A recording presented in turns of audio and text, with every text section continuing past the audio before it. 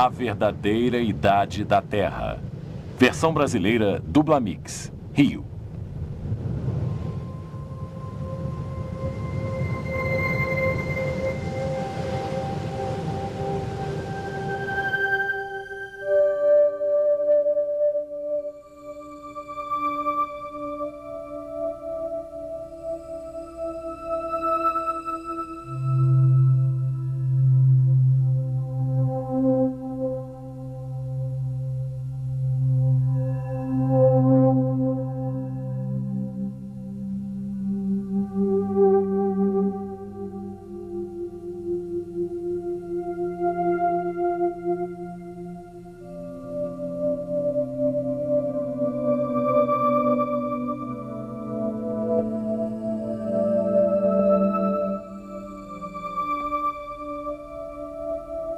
Durante décadas, os cientistas prosseguiram com a teoria evolucionista das origens.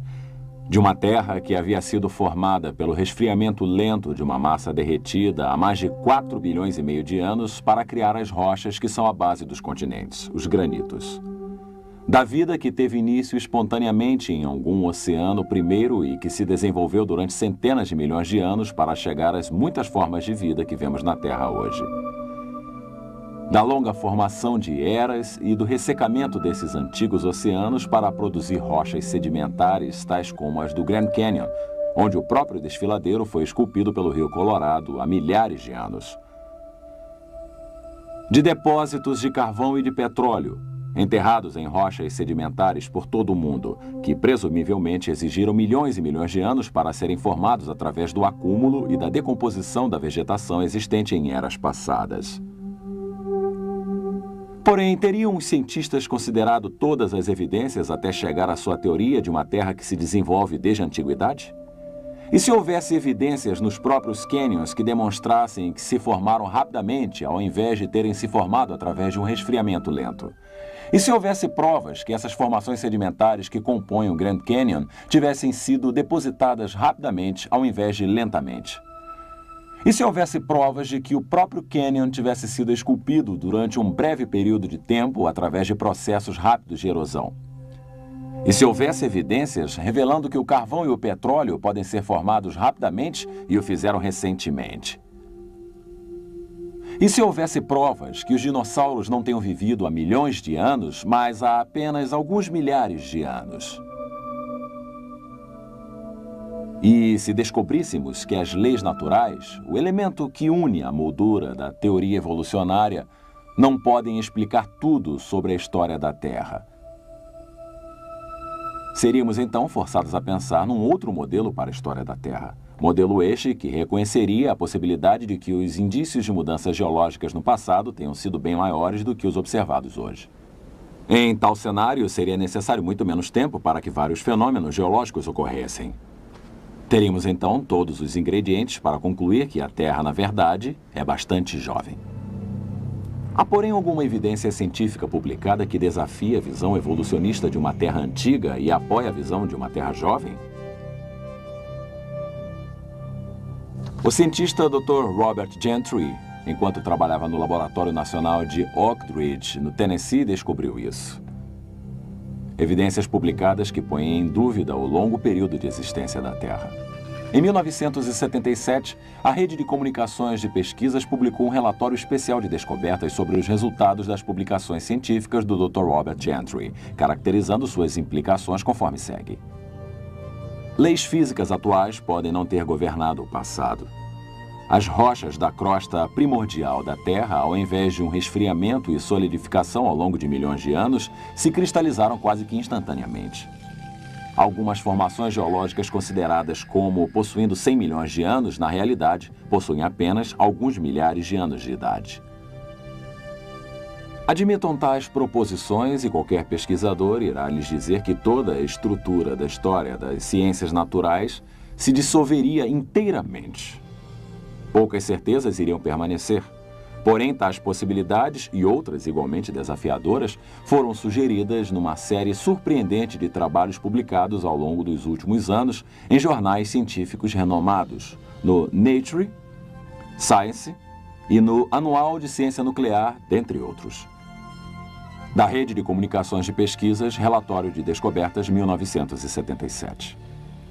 Parte do trabalho referido pelo Dr. Robert Gentry nessa citação foi feito com madeira carbonizada de um local conhecido como o Platô do Colorado, uma ampla região geográfica que abrange partes do Colorado, do Utah, do Arizona e do Novo México. Utilizando o microscópio e equipamentos de laboratório mais avançados, ele analisou os espécimes de madeira carbonizada relativamente a vários tipos de radioatividade. Seus resultados nos ajudam a entender quanto tempo o carvão leva para se formar, a idade do carvão e a idade da própria Terra.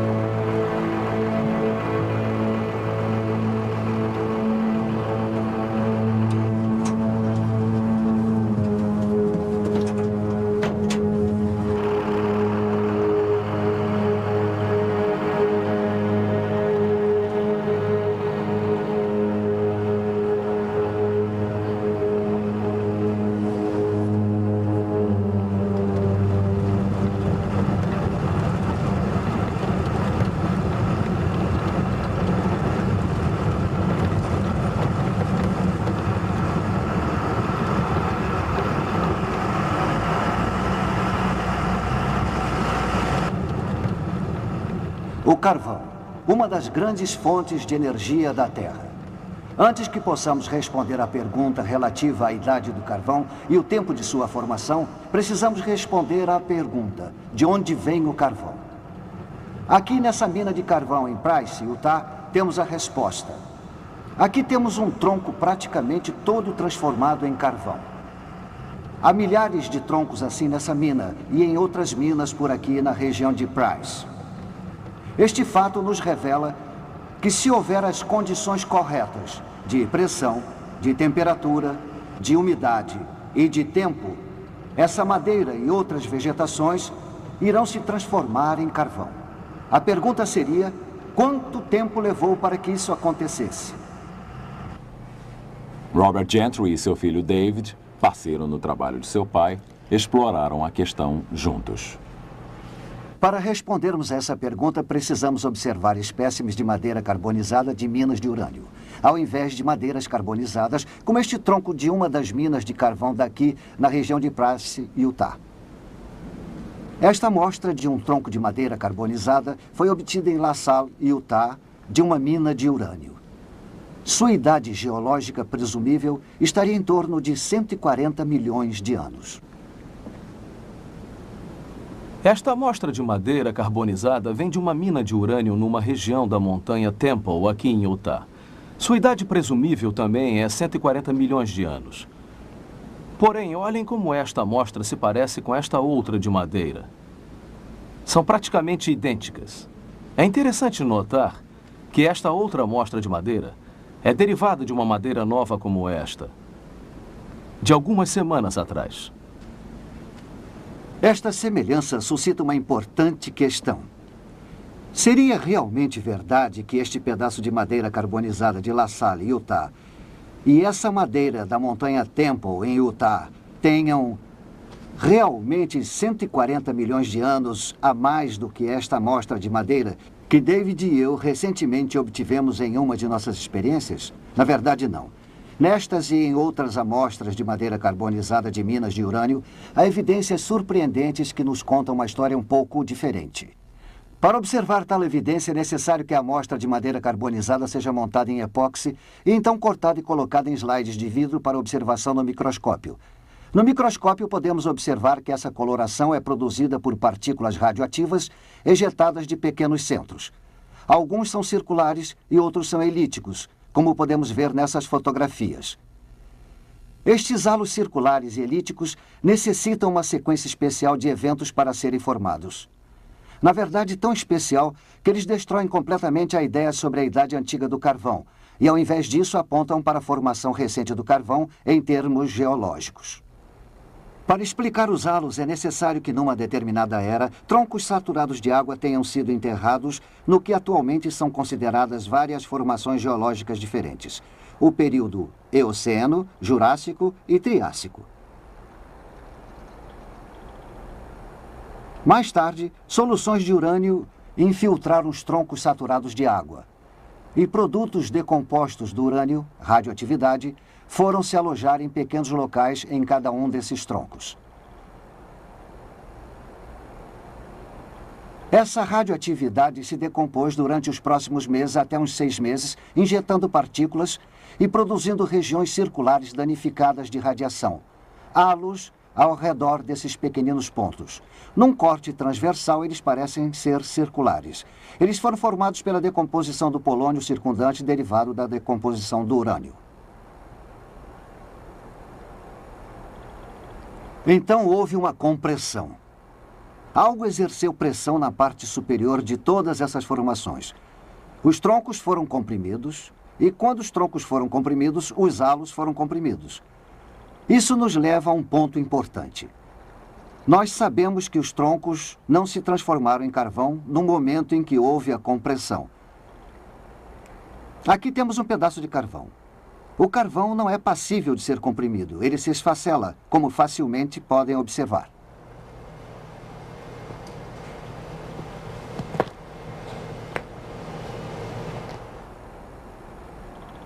Toda a informação que vimos até agora indicaria que tais eventos foram simultâneos em todas essas formações geológicas. Mas existe ainda mais evidência disso. Quando o urânio penetrou a madeira, ele deixou alguns de seus produtos decompostos a partir do momento em que penetrou na madeira. Eu medi tanto a quantidade de urânio nesses troncos carbonizados e também a quantidade de chumbo, o produto decomposto. Assumindo que a decomposição de urânio para o chumbo tenha sido uniforme, uma suposição que iremos discutir mais tarde, chegamos à conclusão de que todos os troncos foram enterrados juntos recentemente. Mas quão recentemente? Em 1976, eu publiquei meus resultados dos estudos realizados com esses troncos no exemplar de 15 de outubro de 1976 da Science. Eis aqui o que escrevi nesse relatório. Tais valores extraordinários relativos à proporção de chumbo-urânio admitem a possibilidade de que ambas, a infiltração inicial de urânio e a carbonização, possam possivelmente ter ocorrido ao longo dos últimos milhares de anos. Em outras palavras, eu estava sugerindo que o carvão pode ser formado de maneira bastante rápida em termos geológicos, o que contradizia o pensamento convencional acerca da formação do carvão. Qual foi a reação da comunidade científica a esses novos dados? Eu recebi uma carta do professor Rafael Kasman, da Universidade Estadual de Louisiana, alguns meses após, datada de 27 de janeiro de 1997. Caro Dr. Gentry, eu venho pacientemente examinando a seção de cartas da Science desde a publicação feita pelo senhor e por seus colegas a respeito de seus achados sobre os radiohalos. O silêncio é surpreendente. Eu acho que pode ser interpretado como um silêncio de estupefação. Seus resultados não apenas irão perturbar enormemente o engenheiro, porém seu impacto sobre a ciência da geologia, possivelmente modificando as visões aceitas relativas à duração das eras geológicas, será sentido durante muitos anos. Sinceramente, Rafael G. Kasman. Logo após, o professor Kasman organizou um simpósio. Ele se intitulava Já Era Tempo, 4 bilhões e meio de anos? Teria a Terra mesmo 4 bilhões e meio de anos? Quando os resultados do simpósio foram relatados e publicados no exemplar de setembro de 1978 do GeoTimes, eis aqui o que ele dizia. Apesar dos depósitos de onde a madeira carbonizada tenha sido obtida sejam considerados como sendo pelo menos da era Cretácea e possivelmente das eras Jurássicas e Triássicas, a proporção entre o urânio 238 e o chumbo 206 deveriam ser baixas. Ao invés disso, foram encontrados halos com proporções de urânio-chumbo que variavam desde cerca de 2.200 até acima de 64.000. Se as proporções de isótopos forem usadas como base para o estabelecimento da idade geológica, então as idades atualmente aceitas podem estar elevadas a um fator de 10.000, admitindo a possibilidade de que as idades da formação devam ser medidas em milênios. Traduzindo, isso significa vários milhares de anos para a formação do carvão e todas as formações geológicas. Tal afirmação permaneceu intacta e não foi refutada pela literatura científica desde sua publicação em 1976.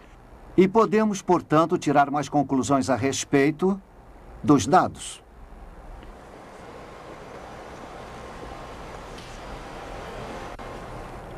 Os geólogos assumiram que a era Eocena tenha ocorrido há 60 milhões de anos, a Cretácea há cerca de 110 milhões de anos, a Jurássica há cerca de 160 milhões de anos e a Triássica há cerca de 225 milhões de anos.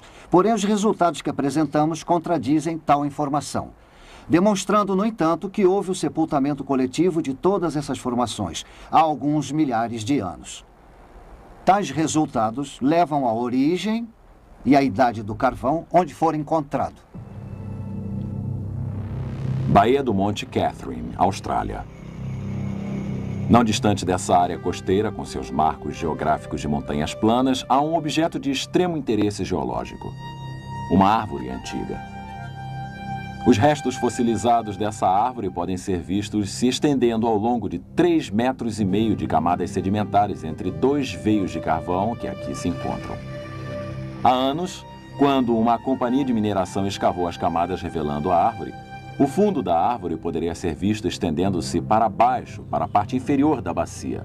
Desde essa época, a parte inferior da árvore se partiu e até agora a árvore, apesar de seu tamanho reduzido, se estende através de camadas que os geólogos normalmente consideram como tendo levado centenas de milhares de anos para se acumular. Porém, tais camadas não poderiam ter demorado um tempo tão longo para se acumular, porque a árvore teria apodrecido antes que os sedimentos tivessem tempo para se acumular ao seu redor. E então, esta árvore é o testemunho mudo para seu catastrófico sepultamento de pelo menos 2 sequências de depósito de cinzas vulcânicas. Como indicam as evidências, a árvore provavelmente foi enterrada numa série de erupções vulcânicas ocorridas em sequência num curto espaço de tempo. Talvez similar ao sepultamento catastrófico de milhares de árvores no Monte Santa Helena, no estado de Washington. Porém, se o carvão se formou rapidamente, esperamos encontrar locais onde os geólogos encontraram grandes dificuldades para explicar sua origem através do lento acúmulo da vegetação. Então vamos observar de perto as evidências para a formação do carvão conforme ocorre nessa espetacular bacia hidrográfica do rio Powder em Wyoming e Montana. A mina aberta de carvão Amex Eagle Beauty, perto de Gillette, Wyoming, expõe as vastas reservas de carvão que se tornam visíveis através do método de minas com faixas abertas utilizado aqui. A mina Eagle Beauty se compõe de camadas de carvão ou veios com espessuras que atingem 40 metros. A mina Eagle Beauty faz parte de um veio de carvão bem maior, conhecido como Bacia do Rio Powder. Essa reserva gigantesca de 16.000 km², situada entre as montanhas Black, a leste de South Dakota, e as montanhas Big Horn, a oeste, se estendem ao norte para o rio Yellowstone, em Montana, e ao sul para Casper, Wyoming. A imensidão dos depósitos de carvão da bacia do rio Powder atraiu a atenção dos geólogos durante décadas. Tal interesse foi documentado no principal exemplar da revista Earth, em maio de 1993. O artigo Carvão do Rio Powder, Enigma Geológico, Dilema Ambiental, que incluía as seguintes afirmações. Os veios de carvão do Rio Powder são extremamente espessos e não toldados por outros materiais. Geralmente, sedimentos não desejados, tais como barro, são despejados nos depósitos antes que os veios de carvão se tornem espessos. Porém, o carvão do Rio Powder se acumula em imensas faixas, algumas com mais de 65 metros de espessura. Esses veios se estendem por enormes distâncias, seguindo bacia acima e abaixo. Tem centenas de quilômetros de comprimento. Tem 80 quilômetros de largura, diz James McClurg, um geólogo da Universidade de Wyoming. Não são pequenos depósitos de 1 ou 2 acres, são coisas imensas. McClurg, que estudou a bacia por mais de uma década, diz que não há outro lugar no mundo que tenha tantos veios com 15 ou mais metros de espessura.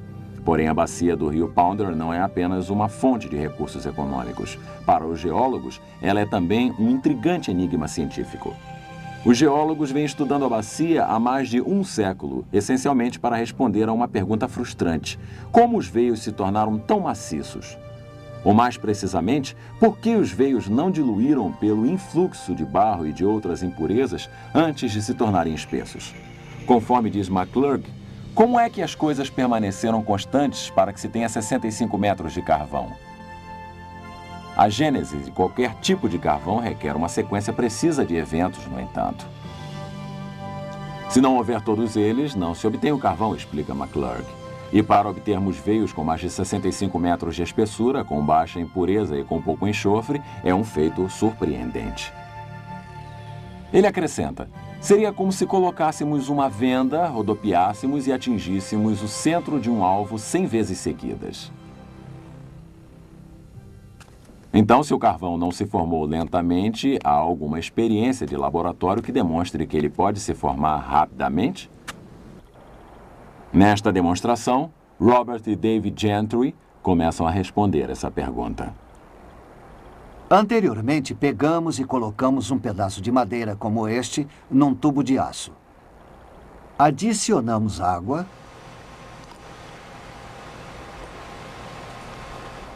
Então lacramos.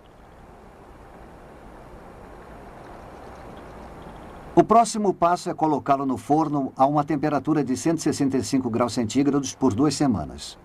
E agora estamos prontos para examinar os resultados dessa experiência.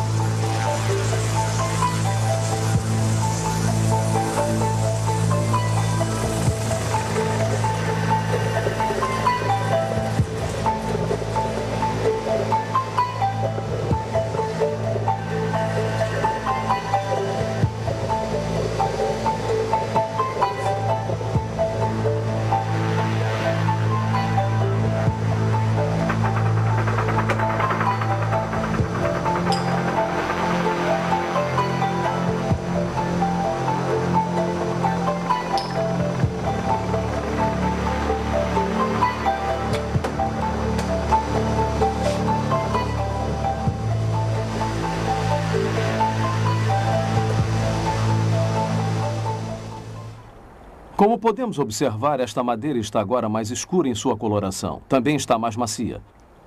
Uma reação química entre o vapor e a madeira sob pressão fez com que tais mudanças ocorressem. Esta amostra ainda não é carvão. Mas, na realidade, o processo de transformação em carvão foi iniciado. A questão é: o carvão irá ser o resultado obtido se essa experiência ou uma variação se prolongar por um período mais longo? Os cientistas do laboratório Argonne responderam a essa pergunta através de uma série de experiências realizadas na década de 80. Um dos primeiros relatórios acerca de seu trabalho foi publicado na revista Notícias de Química e Engenharia, no exemplar de 21 de novembro de 1983. Na página 42 da revista, lemos a seguinte citação: químicos do Laboratório Nacional Argonne conseguiram criar um tipo de carvão artificial de materiais naturais existentes. O processo é bem menos complicado do que era anteriormente imaginado ser necessário e fornece um novo entendimento acerca da estrutura do carvão e de como alterá-la. Posteriormente, quando o relatório foi publicado no jornal científico Geoquímica Orgânica, o jornal inglês de ciências Nature informou o sucesso que obtiveram ao realizarem tal experiência. Na página 316 do jornal Nature, de 28 de março de 1985, lemos o seguinte: Winans e seus colegas do Laboratório Nacional Argonne levaram menos de um ano para preparar um carvão sintético inteiramente caracterizado. O material que produzem não pode ser distinguido do carvão verdadeiro através de todas as técnicas aplicadas até o momento, e sua síntese suscita muitas questões interessantes a respeito da química do carvão. Para entender seus resultados, vamos primeiramente falar sobre a estrutura básica da madeira. Os dois principais componentes da madeira são celulose e lognina. A lognina age basicamente como um agente de união para as fibras da celulose. Diversas variações da experiência de Argonne foram realizadas, porém a fórmula de sucesso combinava lognina e barro com o calor. Cerca de 150 graus Celsius na ausência de oxigênio. Durante um período de aproximadamente 8 meses, o carvão artificial foi produzido. A rapidez através da qual o carvão se forma quando o vapor interage com a madeira sob pressão nos leva a indagar. Poderia o vapor ou a água quente também produzir a rápida transformação de matéria orgânica em petróleo? Um artigo Água a Água por toda parte, publicado no exemplar de 20 de fevereiro de 1993 da revista Notícias da Ciência, responde a tal pergunta. Pesquisadores da Exxon descobriram que a água exercia um papel essencial na formação do petróleo. Esforços para sintetizar o petróleo não obtiveram sucesso até que água muito quente foi adicionada ao veículo reator contendo a amostra de rocha. Quando isso foi feito, uma camada de petróleo foi encontrada na superfície da água no final da experiência. Tal resultado prova que há um caminho alternativo para a produção de petróleo na Terra, com a água superaquecida representando um papel determinante. O artigo indicava que essa descoberta poderia entrar em choque com as ideias estabelecidas sobre a formação do petróleo. Na verdade, no entanto, outros acontecimentos naturais já estão indo de encontro a teorias convencionais. Por incrível que pareça, certos pesquisadores aqui na Universidade Estadual de Oregon publicaram relatórios demonstrando evidência de formação de petróleo atualmente na bacia Guayamos, no Golfo da Califórnia. Atualmente no Golfo da Califórnia, numa profundidade de 2.000 metros do nível da água, há um depósito de sedimentos orgânicos derivados de algas marinhas e outras fontes orgânicas. Abaixo do depósito, a água superaquecida está sendo pressionada para cima de uma profunda fonte de calor através desses sedimentos. O petróleo está sendo formado pela interação de sedimentos orgânicos com a água superaquecida. Esse petróleo hidrotérmico da bacia de Guayamos, na verdade, não pode ser distinguido do petróleo cru retirado de poços perfurados em outros locais na Terra. A implicação de tal descoberta não pode ser superestimada. A possibilidade existe de que a gênese dos reservatórios de petróleo cru abundantes através do mundo talvez seja explicada por um processo hidrotérmico similar ao que acontece na bacia de Guayamos. Porém, ao invés de uma dispersão aberta de petróleo diretamente para a água do mar, um sistema fechado poderia facilmente ser visualizado onde um reservatório de petróleo cru poderia ser coletado. É concebível que um grande dilúvio universal tenha sido essencial na produção das enormes reservas de petróleo do Oriente Médio e de outros locais. A vasta quantidade de vegetação coberta por tal inundação, misturada a uma água superaquecida, como a detectada na bacia de Guayamos, poderia produzir petróleo nos volumes que vemos hoje em dia. Dependendo das condições de sepultamento, a matéria orgânica se transformaria em petróleo ou em carvão. Há algum modelo em nossa história que incorpore essas características? Um modelo que permita a formação das grandes reservas de carvão e de petróleo da Terra num período mais curto de tempo do que previamente se estimava ser possível? Que tal um modelo baseado no registro da história da Terra fornecido em Gênesis? A Bíblia descreve a Terra sendo criada há cerca de 6.000 anos. Uma terra originalmente coberta por vegetação viçosa e depois devastada por um dilúvio universal cerca de 1.700 anos mais tarde. Essa escala de tempo certamente se encaixa com todas as descobertas científicas que citei. E, igualmente de forma assertiva, a água cobriu um dia a nossa Terra. Em 1927, Noel Odell descobriu fósseis marinhos de conchas localizados perto do topo do Monte Everest. Montanhas surgindo das águas é como a Bíblia descreve o fim do mundo pelo dilúvio. De acordo com essa descrição, as conchas próximas ao topo do Monte Everest não são uma surpresa. E o carvão e o petróleo? Seriam eles um resultado da devastação rápida e do sepultamento da vegetação por um dilúvio universal? Se for, que dilúvio universal poderia ter causado este sepultamento tão rápido? A Bíblia fala de fontes das profundezas vindo à tona e menciona erupções vulcânicas e de bacias oceânicas pré-diluvianas. Isso é significativo, porque pesquisadores do oceano recentemente encontraram uma área no soalho do Oceano Pacífico com uma concentração de mais de 1000 vulcões. O tamanho dessa área é aproximadamente o mesmo do estado de Washington. Pesquisas adicionais do soalho marinho podem fundamentar ainda mais tais descobertas. A probabilidade de uma maciça atividade vulcânica durante o dilúvio bíblico nos leva a pensar numa das mais famosas erupções vulcânicas dos tempos modernos. No dia 18 de maio de 1980, um gigantesco desabamento de terra na face norte do Monte Santa Helena, no estado de Washington, foi acompanhado de uma explosão equivalente a 20 milhões de toneladas de TNT.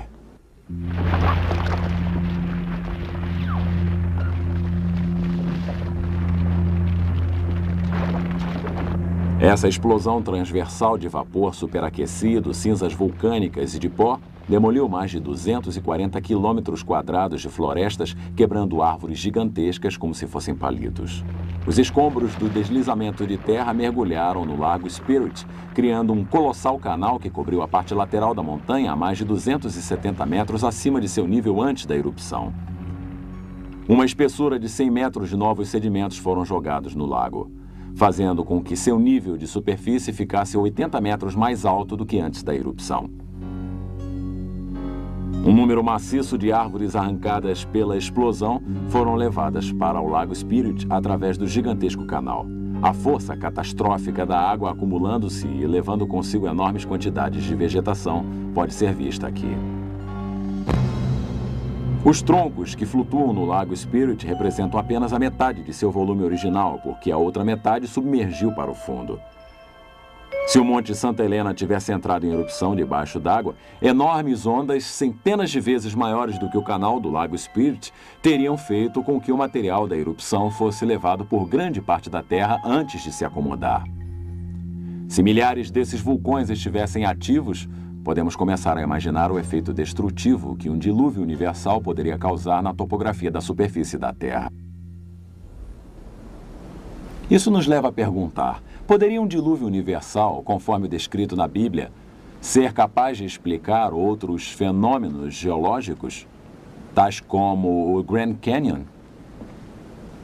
Alguns geólogos de bom grado acreditariam que os depósitos sedimentares foram assentados há milhões de anos. Mas o que querem que acreditemos não é absolutamente verdade.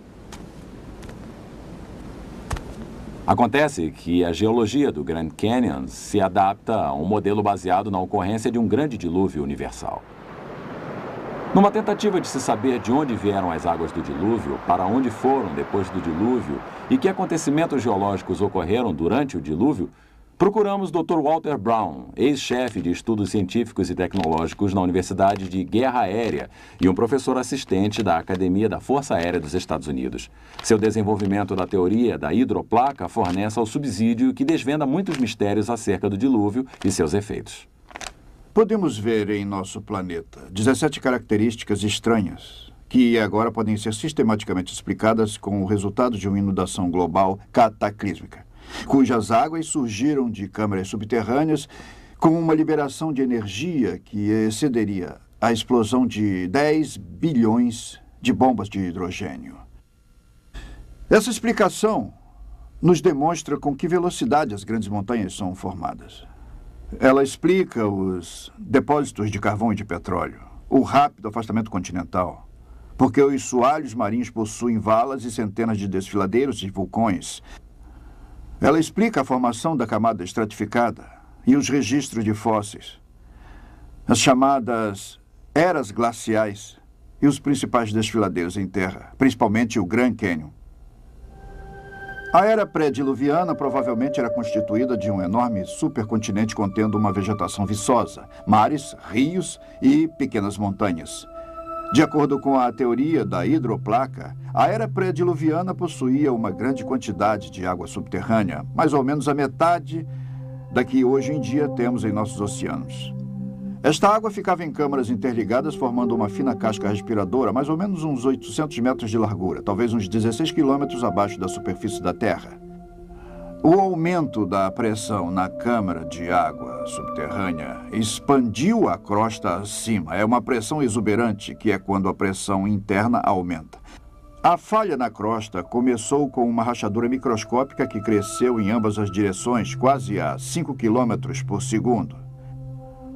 A rachadura, seguindo o caminho da menor resistência, circulou o globo em mais ou menos 2 horas. Enquanto a rachadura corria pelo globo, a crosta acima se abriu com um rasgão num tecido extremamente esticado. A água subterrânea sofria uma enorme pressão por causa do peso de 16 quilômetros de rochas pressionando sobre ela. Então a água explodiu violentamente para fora da ruptura. Os cálculos demonstram que, ao longo dessa rachadura que circundava o globo, fontes de água saíam em jatos supersônicos a mais de 30 quilômetros para a atmosfera. O borrifo dessas enormes fontes ocasionou chuvas torrenciais como a Terra jamais havia sofrido, tanto anterior como posteriormente. A Bíblia afirma que todas as fontes das grandes profundezas surgiram num só dia. E ela descreve tais acontecimentos há cerca de 4.500 anos atrás. O que agora podemos reunir cientificamente numa ordem de causa e efeito com a teoria da hidroplaca. As fontes das profundezas e a expansão do vapor produziram ventos violentos. Parte da água saindo em jatos acima da gélida estratosfera congelou e cristais de gelo causaram enormes tempestades de neve, enterrando, sufocando e instantaneamente congelando vários animais. As fontes de alta pressão causaram erosão na rocha em ambos os lados da fenda e até mesmo através dos conteúdos lamacentos de muitos mares no período pré-diluviano, enormes volumes de sedimentos se espalharam através dessa água lamacenta por toda a Terra. Os sedimentos foram ficando retidos, enterrando plantas e animais, formando os registros de fósseis. A vegetação levada pela inundação seguiu para regiões onde se acumulou e se decompôs em carvão e em petróleo através de processos que podemos repetir hoje em laboratório. Experiências demonstram que, à medida que a erosão alargava a fenda, sua largura se tornou tão grande que as rochas, pressionadas embaixo da câmara subterrânea, se ergueram, dando origem à cordilheira oceânica que se estende ao longo da Terra como a costura de uma bola de beisebol. As placas continentais, as hidroplacas, ainda com água lubrificante abaixo delas, escorregaram para baixo, afastando-se da cordilheira atlântica que surgia. Depois que as maciças placas continentais lentamente desaceleradas atingiam velocidade de cerca de 60 km por hora. Chegaram até locais de resistência, se comprimiram e se enrugaram, e se tornaram mais espessas e se curvaram. As partes das hidroplacas que se curvaram para cima formaram montes, as que se curvaram para baixo formaram valas oceânicas. E é por isso que essas características são geralmente paralelas às cordilheiras oceânicas de onde deslizaram. As hidroplacas, ao deslizarem, afastando-se das cordilheiras oceânicas, abriram profundas bacias oceânicas, para onde as águas inundadas se represaram. Toda a bacia continental reteve naturalmente a água, formando vários lagos. Cada lago, formado por chuvas ou por águas drenadas de elevações maiores, derramou sobre sua margem na parte mais baixa de sua margem, ocasionando a erosão de um pequeno entalhe na margem, permitindo que mais água fluísse pelo entalhe com maior rapidez, fazendo os depósitos sedimentares ficarem mais profundos. Esse processo acelerou e fez com que toda a água do lago fosse jogada num deslizamento muito profundo, formando um desfiladeiro. O maior deles foi o Grand Canyon. A nordeste do Grand Canyon havia um enorme lago que eu identifiquei pelo nome de Grand Lake. Seu despejo liberou mais água do que todos os 5 grandes lagos reunidos. O Grand Lake derramou sobre a sua margem causando erosão em sua represa, 30 quilômetros a sul de Page, Arizona, catastroficamente formando o Grand Canyon num período de poucas semanas.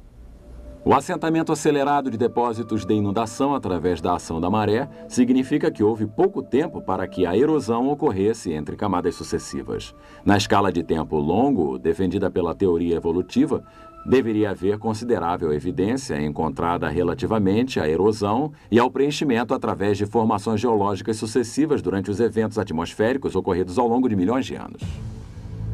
As camadas geológicas do Grand Canyon são notáveis por demonstrar pouca ou nenhuma evidência de erosão entre as diferentes camadas. Ao invés disso, vemos formação de camadas do tipo panqueca, o que é bastante consistente com o rápido depósito vislumbrado pelo modelo do dilúvio. A erosão não ocorreu até que todas as camadas houvessem sido depositadas. Mas com que velocidade poderia o próprio desfiladeiro ter sofrido uma erosão? Assentamentos recentemente depositados mostram que ainda não endureceram totalmente a rocha, o que permite supor que a erosão do desfiladeiro possa ter ocorrido de maneira bem mais fácil do que se tivesse endurecido a rocha, como a teoria evolutiva presumiu. No entanto, sob as condições certas, a água pode abrir seu caminho através das rochas mais duras, tais como os granitos no fundo do Grand Canyon. Tais condições envolvem a cavitação. Cavitação é o processo de pulverização da rocha associado com fluxo de águas maior do que 30 metros por segundo. À medida que a água flui através das formações irregulares até o canal do leito rochoso, bolhas de vácuo são produzidas, provocando golpes na superfície do leito rochoso, literalmente convertendo as rochas em pó. Um exemplo moderno da rápida erosão do leito rochoso através da cavitação nos vem da represa Glen Canyon, no Rio Colorado, pouco acima do Grand Canyon. O excesso de neve vindo da alta região da parte superior da bacia do Colorado no final da primavera de 1983 ocasionou um vazamento excessivo que despejou águas no Lago Powell, a velocidade de até 50 mil metros cúbicos por segundo. Esse despejo acelerado ameaçou inundar a represa Glen Canyon. Para controlar esse acúmulo de despejo de água, a hidroelétrica funcionou a toda capacidade, liberando 9 mil metros cúbicos de água por segundo através de suas turbinas. E então os escoadouros foram abertos para liberar mais 5 mil metros cúbicos por segundo.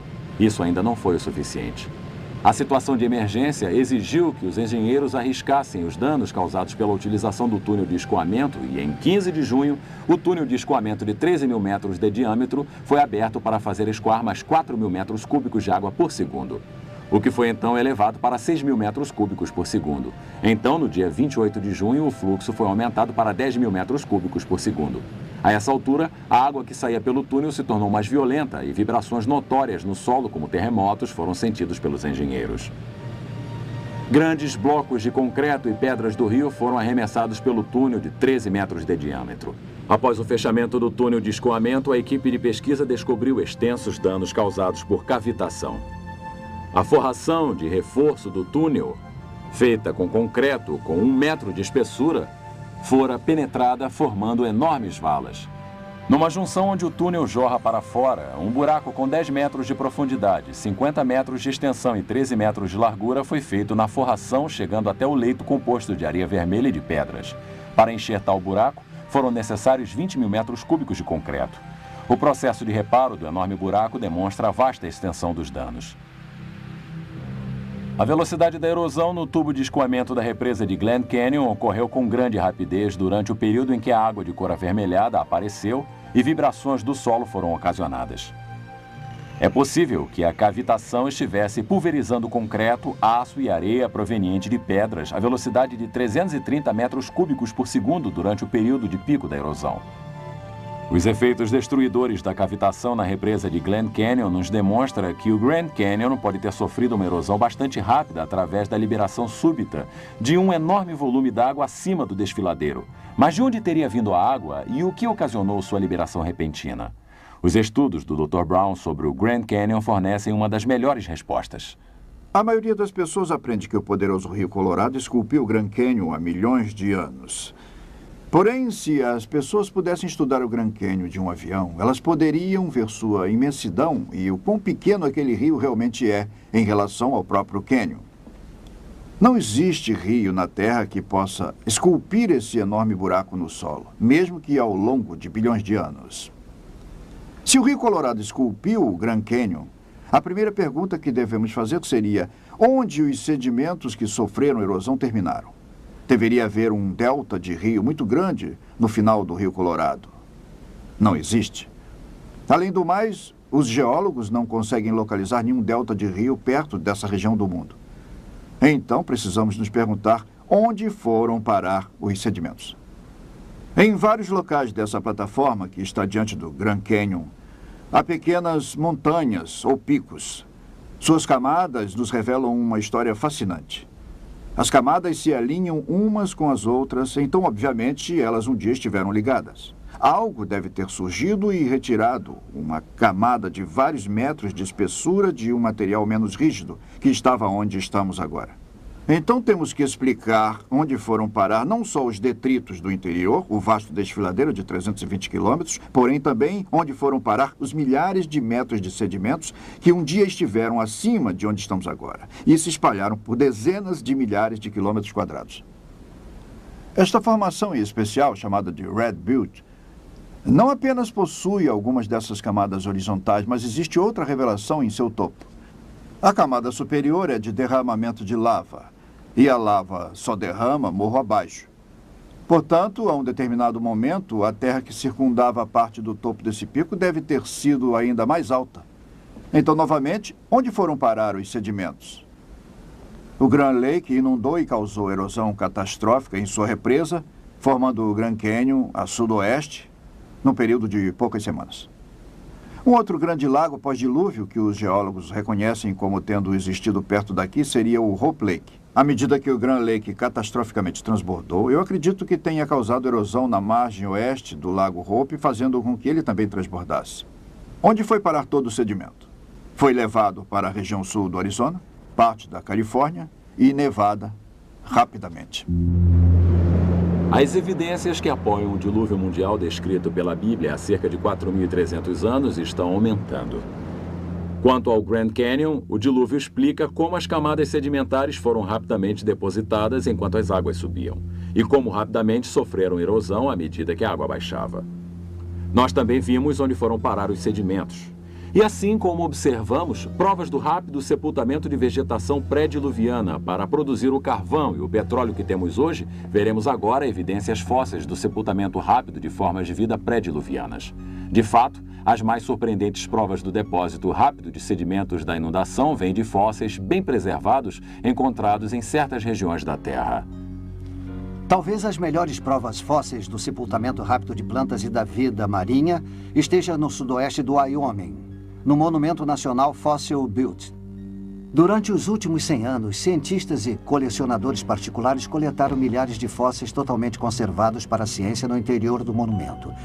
Aqui mesmo em Fossil Butte, existe uma surpreendente coleção diversificada de fósseis de tartarugas, folhas de palmeiras, crocodilos, folhas, insetos, galhos com frutos ainda intactos. Existem até fósseis de arraias, cujo esqueleto e cartilagens sabemos que se desintegram rapidamente, provando que todas essas formas de vida foram enterradas de maneira realmente rápida. Mas isso não é tudo. Talvez a mais espetacular evidência do sepultamento rápido de todos os fósseis dentro do monumento sejam os bilhões de mais de 20 espécies de peixes. Esta rocha de lava que está no centro de visitantes do monumento, que mede cerca de 3 metros por 1,5 metros, demonstra de maneira vívida alguns exemplares de tal número. De maneira espantosa, muitos dos peixes não apenas retiveram todo o seu esqueleto, porém seus dentes, suas delicadas escamas e a pele também. O vasto número de fósseis em Fossil Butte apresenta para os geólogos evidências para a solução de vários mistérios.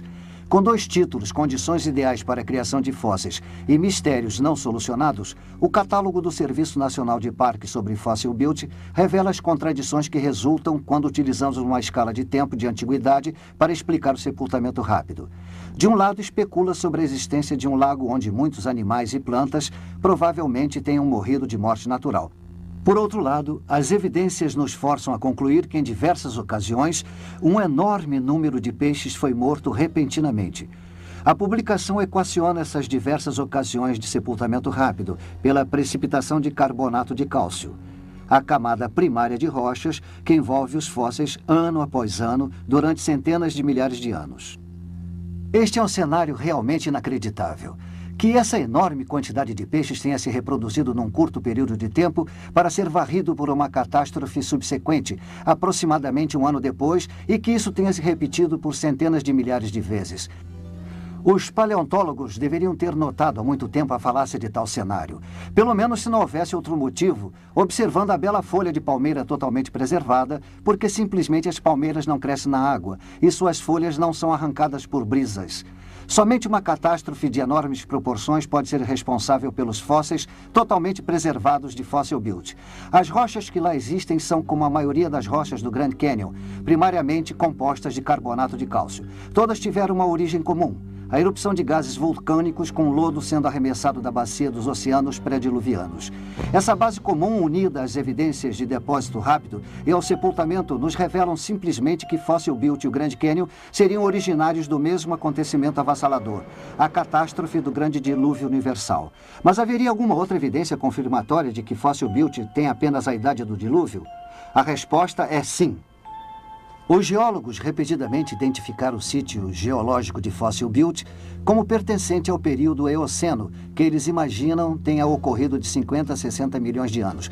Porém, já vimos através de meu estudo sobre madeira transformada em carvão que o período Eoceno se encaixaria no quadro da Era do Dilúvio Universal, somente há alguns milhares de anos. Não há dúvida de que o acontecimento total de Fossil Butte se encaixe no quadro de um dilúvio universal e de uma Terra com idade ainda jovem. E ainda mais, nem tudo foi enterrado no primeiro dia do dilúvio. As águas subiram durante 40 dias. Animais terrestres suficientemente grandes para sobreviver durante parte desse período deixaram registros surpreendentes de seus esforços para escapar das águas que subiam. Tal registro é encontrado no carvão e é realmente fascinante.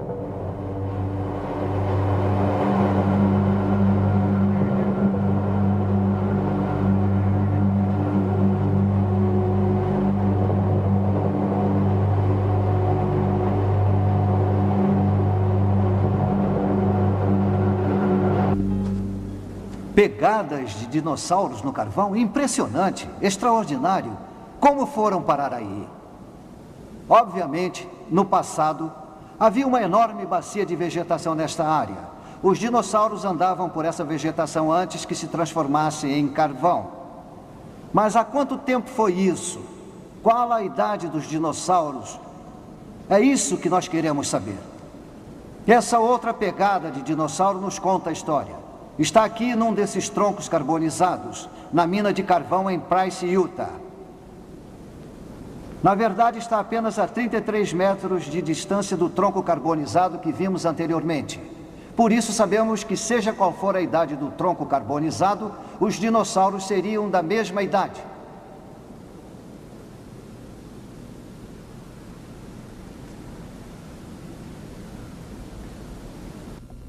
Na mina de carvão, nós vimos duas pegadas de dinossauros. Seriam elas as duas únicas pegadas aqui nas minas de carvão na região leste de Utah? Claro que não.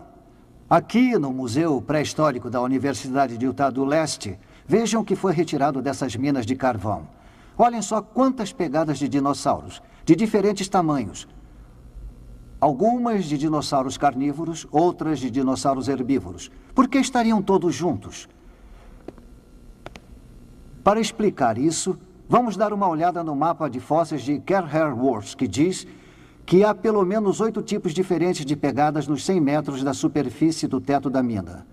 Aqui no próprio mapa podemos ver todas as pegadas nos troncos carbonizados. De acordo com o que está escrito, os dinossauros andavam por um pântano. Estudos, porém, nos revelam que isso não pode ter sido verdade. Não existe pântano no mundo que pudesse preservar tais pegadas. Todos esses dinossauros estavam juntos por uma razão. Estavam tentando escapar das águas emergentes de um dilúvio universal. Esses quadros nos ajudam a ilustrar como as pegadas podem ter sido formadas na época do dilúvio e por que existem registradas em carvão até hoje. A era pré-diluviana era coberta de vegetação viçosa. Havia beleza por toda parte. Então veio o dilúvio. Chuvas torrenciais e a explosão das fontes das grandes profundezas fez com que a viçosa vegetação da Terra fosse arrancada e levada pelas águas do dilúvio. Tal vegetação se acumulou em grandes tapetes e posteriormente foi depositada pelas marés e pela chegada de ondas gigantescas produzidas por atividade vulcânica. Nos oceanos pré-diluvianos, cada ação da maré deixou seu depósito de sedimentos dentro ou sobre a camada de vegetação. Os dinossauros, sendo pesados, puderam sobreviver a muitas das primeiras ondas gigantescas enquanto tentavam escapar das águas. Quando as águas baixaram, os dinossauros continuaram sua busca por terrenos mais altos. Eles deixaram suas pegadas nos sedimentos que haviam sido depositados sobre a vegetação. Em certos momentos, seu grande peso fez com que suas pegadas penetrassem a camada sedimentar, chegando até ao tapete de vegetação. Tal tapete posteriormente se transformou em carvão, onde os dinossauros deixaram suas impressões originais. Aí nós encontramos um indubitável registro de suas pegadas em carvão hoje em dia. Se esses dinossauros estavam reunidos e foram afastados pelas águas emergentes do dilúvio, é de acreditar que tenham sido sepultados juntos. E, de fato, aqui, no Monumento Nacional aos Dinossauros em Vernal, Utah, podemos ver um gigantesco cemitério de fósseis de dinossauros.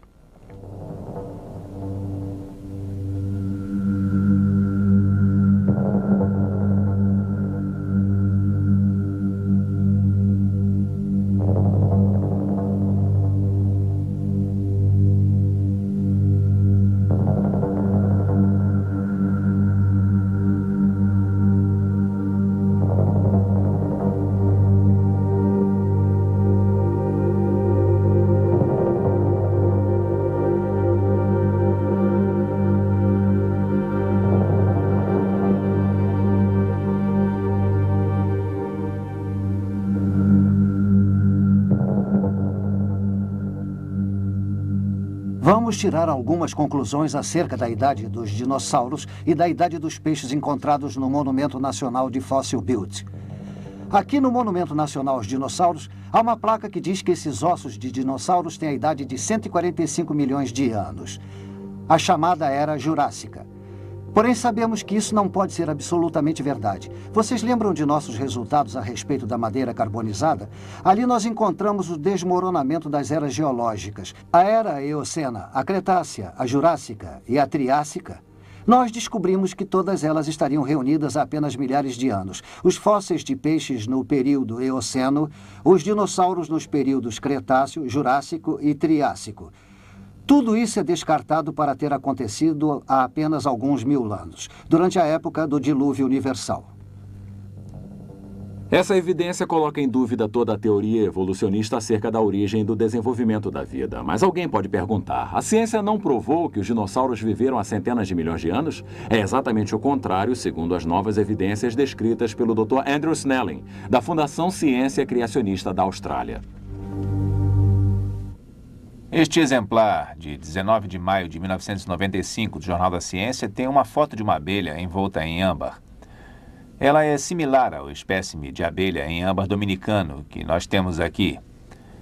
Os geólogos diriam que ambos os espécimes têm entre 25 e 40 milhões de anos de idade, mas isso seria um grande problema para eles, porque eu consegui extrair bactérias do abdômen da abelha, bactérias vivas.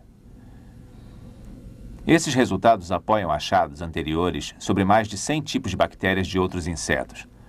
Algumas delas foram encontradas em dinossauros. Até agora, os cientistas evolucionistas achavam que tais bactérias eram devido à contaminação de laboratório. Eles não podiam acreditar que as bactérias pudessem sobreviver por dezenas ou centenas de milhões de anos. Porém, este novo resultado, obtido após 4 anos de cuidadosa análise, descarta a contaminação laboratorial. Como cientista, o motivo pelo qual eu acredito que a bactéria tenha sido encontrada na abelha, no âmbar dominicano e anteriormente em outros fósseis da mesma idade que os dinossauros, é porque eles realmente são todos bastante jovens. Este tem que ser o resultado de terem sido encapsulados e sepultados num dilúvio universal. Um dilúvio catastrófico ocorrido há vários milhares de anos. Tudo isso está de acordo com as evidências sobre a pouca idade do carvão e do petróleo, conforme já vimos.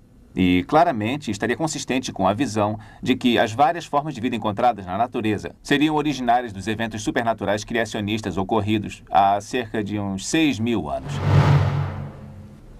A essa altura, alguns podem indagar como é que esse resumo surpreendente poderia ser conciliado com a visão evolucionária da história da Terra. Eles podem perguntar, não sabemos através do estabelecimento da idade por radiomedição que as rochas do fundo da Terra, os granitos, foram formados repetidamente em eras em locais diferentes ao longo de bilhões de anos e eras evolutivas? E também não sabemos que utilizando esses mesmos métodos em fósseis e em rochas sedimentares, obtemos centenas de milhões de anos de idade? A resposta é claramente evidente para as duas perguntas. Tanto granitos quanto os fósseis não possuem a idade estampada neles quando são coletados. A idade antiga medida através do método de radiação, que os cientistas têm aceito há tanto tempo, jamais foi uma prática científica. Informações científicas derivam de experiências em laboratório. O estabelecimento da idade através da radiomedição é apenas um cálculo aritmético. Ele é composto de uma medição de laboratório. A quantidade de chumbo dividida pela quantidade de urânio. Ambas as quantidades são obtidas no laboratório. A outra variável é supostamente uma constante. Ela assume um índice constante de decomposição. A idade é então calculada como sendo o produto de tal constante vezes a razão. Só que a razão é medida em laboratório. Se esta constante aqui não for realmente uma constante, porém uma variável, então a idade não tem significado. O método de radiomedição não passa de uma ficção radiométrica. O evolucionismo assume que os granitos são formados através do resfriamento lento ao longo de bilhões de anos. O tempo de resfriamento ou a idade presumível é obtida através da medição da decomposição radioativa atual dos produtos na amostra. É assumir que eles tenham se acumulado apenas através de uma lenta decomposição radioativa constante. Porque a teoria evolutiva equaciona a idade radioativa com o tempo de resfriamento, qualquer evidência demonstrando que os granitos se formaram rapidamente, basicamente demonstra sua criação simultânea. Por conseguinte, a premissa de decomposição radioativa constante e a inferência de idade avançada são invalidadas. E, de fato, há evidências científicas de sua criação simultânea. Gravados no interior dos granitos existem belas microesferas coloridas produzidas pela decomposição de um certo elemento radioativo conhecido por ter apenas uma existência efêmera. Utilizando uma analogia simples, as bolhas de Alka-Seltzer na água só podem ser retidas através de um congelamento rápido. De modo similar, o registro microscópico de elementos em veloz decomposição radioativa em granitos existe somente porque tais rochas foram instantaneamente criadas em forma sólida. Se elas fossem criadas por resfriamento lento, os vestígios radioativos teriam desaparecido no processo sem deixar qualquer registro visual. Este registro da criação instantânea é encontrado em granitos por todo o mundo. Além disso, sua existência em granitos de várias idades radiométricas diferentes demonstra que foram todos criados ao mesmo tempo. Isso faz desmoronar todo o fundamento das eras geológicas. As centenas de milhões de anos de resfriamento que os geólogos achavam que eram necessários para a formação do gigantesco monolito El Capitan são reduzidos para menos de alguns minutos. Qual o impacto que tais evidências causam sobre a idade da Terra? De forma muito significativa. A criação simultânea de diversos granitos nos informa que suas diversas idades radiométricas estão erradas, que algo está errado. Anteriormente, descobrimos que havia apenas uma incerteza nos cálculos da idade radiométrica. Tal incerteza seria assumir um índice de decomposição uniforme. Agora sabemos que houve uma mudança no índice de decomposição em algum momento no passado. Minha visão é de que realmente, na época do dilúvio, houve uma ampla modificação e um aumento no índice de decomposição radiométrica. A radioatividade não pode, então, ser utilizada para estabelecimento da idade até depois do final da modificação do índice de decomposição. Qualquer esforço para utilizar a radioatividade para o estabelecimento da idade anterior a essa época certamente nos levará a um resultado errôneo. Outras evidências relativas à mudança no índice de decomposição e a respeito da pouca idade da Terra advêm de meus estudos sobre o núcleo de granitos de um sítio de escavação profunda no Novo México. Na década de 70, o Departamento de Energia perfurou uma profundidade de 4.600 metros com a finalidade de saber se poderiam extrair energia do calor existente nas profundezas da Terra. Eu retirei amostras de profundidades de 1.040 metros até os 4.600 metros. A finalidade era de extrair pequenos microscópicos zircônios, um mineral dos granitos que possui urânio. O resultado de tais investigações acerca dos zircônios foram publicados na Geophysical Research Letters em 1982. Os meios círculos laranja aqui representam os pequenos zircônios nos granitos em diferentes profundidades. O primeiro, a 1.040 metros, a uma temperatura de 105 graus centígrados, descendo até uma profundidade de 4.663 metros, a uma temperatura de 313 graus centígrados, 3 vezes o ponto de ebulição da água. Agora vamos assumir que tais zircônios estivessem preenchidos com hélio num determinado tempo. Os pontos acima dos zircônios representam a velocidade com que os zircônios perdem o hélio, nas diferentes profundidades. Obviamente, o mais aquecido com a maior profundidade irá perder o hélio com mais velocidade do que o mais alto a 1.140 metros. Após um período de tempo, esperaríamos que, de fato, o zircônio mais próximo da superfície, a 1.140 metros, ainda possuísse o maior volume de hélio em si. O outro, que se encontrava na maior profundidade, com a temperatura mais alta, teria agora a menor quantidade de hélio, bem pequena.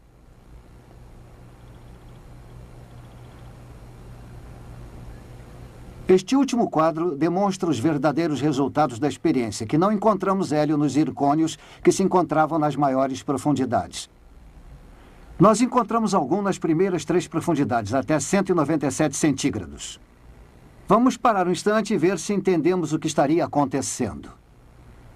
O hélio estava sendo gerado à medida que o urânio se decompunha nos zircônios.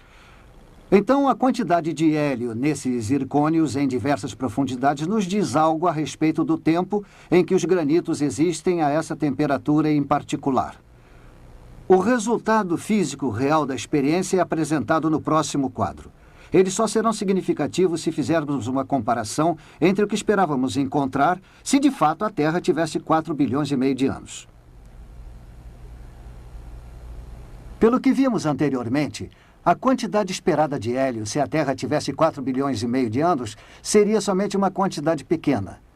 O que temos aqui é uma estimativa, uma aproximação. Há tantas variáveis relacionadas a algo que supostamente tenha uma idade tão antiga que não podemos ser muito precisos.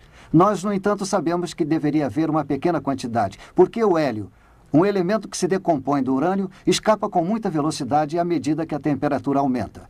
Porém, o que realmente encontramos nas experiências foi hélio nos zircônios diminuindo, porém ainda presente a uma temperatura de 197 graus centígrados. A forma com que as evidências científicas nos levaram ao desmoronamento das eras geológicas evolutivas. Existe uma tabela de tempo de criação de uma Terra jovem. As idades radiométricas dos granitos se estendendo de 80 milhões até 4 bilhões de anos. Não é válida. Esses granitos de Yosemite até as pedras base do Grand Canyon, até o Japão, até a Índia, aos granitos da Europa, Rússia e Canadá, são todos produtos de uma criação simultânea. Nós não provamos que a Terra tenha 6.000 anos de idade. Porém, encontramos evidências que são consistentes com uma idade de 6.000 anos para a Terra. E demonstramos que uma idade de vários bilhões de anos para a Terra seria cientificamente incorreta. Apresentamos apenas uma breve visão das várias linhas de evidências científicas que apontam para a verdade e a precisão do relato bíblico sobre a recente criação da Terra e o grande dilúvio. Por mais breve que tenha sido essa nossa visão, a conclusão é certa. Os vestígios radioativos em madeiras carbonizadas contestam a escala de eras geológicas a respeito da vida na Terra, que decresce de centenas de milhões de anos para apenas milhares. A ocorrência do grande dilúvio universal explica o veloz acúmulo de vegetação responsável pelas vastas reservas de carvão e de petróleo da Terra.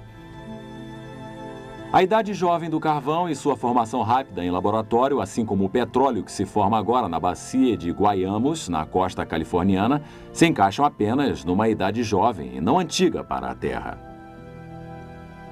Os dinossauros são fósseis enterrados em massa em cemitérios e suas pegadas no carvão são uma lembrança muda das inúteis tentativas de tais criaturas para escapar das águas emergentes de um dilúvio universal.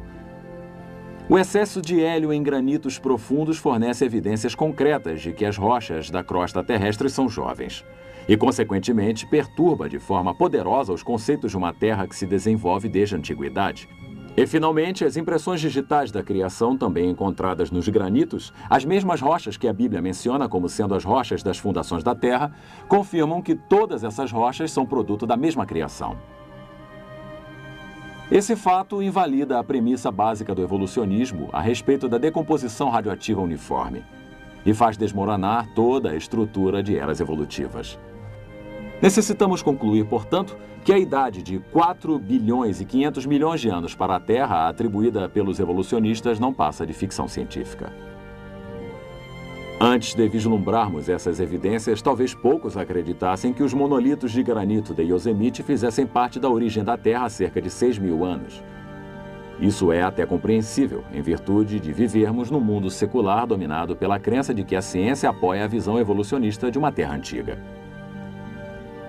Porém, agora que as provas a favor do criacionismo de uma Terra jovem expuseram o erro fundamental do evolucionismo, nos damos conta de que sempre houve uma ponte ligando a ciência com a criação bíblica. Por que não reconhecemos isso antes? Parece que ficamos ofuscados pela ideia de que poderíamos explicar toda a história da Terra através das leis naturais que atualmente vivenciamos. Esquecemos que os poderes criativos infinitos de Deus estão muito além da nossa limitada compreensão do universo e das leis que o governam. Portanto, as coisas que se encaixavam ao evolucionismo foram enfatizadas de tal forma que parecia que a lei natural realmente explicava tudo. As coisas difíceis que não podiam ser explicadas eram colocadas de lado. Tínhamos a tendência de esquecê-las, esperando que algum dia pudessem ser resolvidas. O que deixamos de admitir para nós mesmos é que muitas dessas coisas difíceis eram, na verdade, impossíveis de serem explicadas dentro do arcabouço da evolução. E que, na verdade, eram evidências, quer para a criação ou para um dilúvio universal.